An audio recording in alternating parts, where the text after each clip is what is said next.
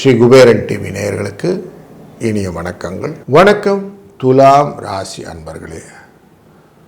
யோகக்காரகனான சனி பகவான் நல்ல ஸ்திதியில் இருக்க பண வரவுக்கு பஞ்சமில்லாத காலகட்டங்களில் இருக்கக்கூடிய உங்களுக்கு 9ஆம் இடமான நல்ல திரிகோணஸ்தானத்திலே அமரக்கூடியதான குரு வக்கரகதியில் இருந்தாலும் தன் பார்வையாலே பலன்களை பஞ்சமஸ்தானத்தில் வைத்து உங்களுக்கு கொடுக்கக்கூடிய சூழ்நிலையிலும் உங்களுடன் ராசியுடன் ஒருங்கே சேர்ந்து அவர் பயணிக்கக்கூடிய காலகட்டங்களிலும் நீங்கள் வெற்றியை நோக்கிய பயணங்களை எளிதாக பயன்படுத்திக் கொள்ளக்கூடியீர்கள்.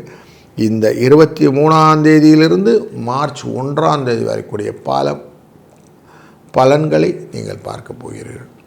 அந்த பலன்கள் உங்களுக்கு ரீப்பிங் பெனிஃபிட்டாக இருக்குமா அப்படின்னா, தொழிலின் அடிப்படையில் இருக்கக்கூடிய சந்திர பகவான் 7ஆம் இடமான மேஷராசியிலிருந்து பயணத்தை தொடங்கி தொழில் ஸ்தானம் வரைக்கும் செல்லக்கூடிய காலகட்டங்களிலே ஒரு நாளுக்கு அஷ்டமம் அப்படிங்கிறதையும் தொடுவார்.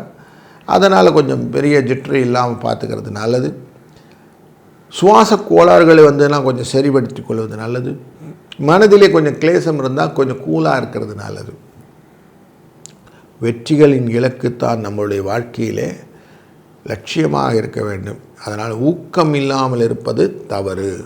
கொஞ்சம் எனர்ஜைஸாக இருக்கிறது நல்லது அப்படிங்கிற எண்ணத்தோடு செய்யுங்கள் காரியங்களை. தொழில் அப்படிங்கிற இடத்துக்கு போகும்போது பரபரப்பும் செலவும் வருவதற்கான வாய்ப்புகளும் உண்டு. ஆனால் சந்தோஷமும் உண்டு. வெற்றி வந்தால் சந்தோஷம் தானே. அதனால் சந்தோஷத்தின் தெளிவையும் நீங்கள் காணப்போகிற காலகட்டம் இந்த வாரத்தில் இருக்கிறது. வாரத்தின் ஆரம்ப நாளிலேயே 23ஆம் தேதியே சஷ்டியும் கார்த்திகையும் கலந்து இருக்கக்கூடிய காலகட்டங்கள் இருக்கிறதுனால நீங்கள் சஷ்டி விரதம் இருப்பதும் முருகனை வழிபடுவதும் உகந்ததாக இருக்கக்கூடிய காலகட்டமாக இருப்பதும், மறுநாள் செவ்வாய்க்கிழமை அன்று அஷ்டமி திதி என்கிற வெற்றியின் திதி கிடைப்பதனாலே நீங்கள் வெற்றிக்கு இலக்கை முன்னே நிறுத்தி நீங்கள் செய்யக்கூடிய காரியங்கள் வெற்றியை தருவதாகவும் அமையும். துர்கா அஷ்டமி அப்படிங்கிறனால துர்கையை வழிபடுவது ரொம்ப நல்லது. அன்றைய நாளிலே சாயங்கால வேளையில் காளி கோவிலுக்கு சென்று காளியை வழிபடுவது, சிவப்பு கலர் பூக்களினாலே செவ்வரளி, விருச்சிப்பூ, செம்பருத்தி போன்ற சிவப்பு கலர் பூக்களினாலே இந்த சுவாமியை வழிபடுவதனாலே வெளிச்சமான வாழ்க்கையின் பிரகாசத்தை நீங்கள் உணரலாம். பரணி நட்சத்திரம் என்கிற நட்சத்திரத்திலிருந்து பயணம் செய்யக்கூடிய சந்திரனின் பிரகாசமும் உங்கள் வாழ்க்கையிலே ஜுவாலையை ஏற்றக்கூடிய ரோகிணியின் பிரகாசமும் இருப்பதனாலே புதிய முயற்சிகள் மனதிலே ஒரு ஸ்பார்க் அப்படின்னு சொல்லுவோம், அந்த எண்ணத்தை கொடுக்கும். அதனால் இந்த வாரத்தில் எதிர்பாராததை எதிர்பாருங்கள்னு ஒரு வார்த்தைக்கு அர்த்தம் புரிய ஆரம்பிக்கும்.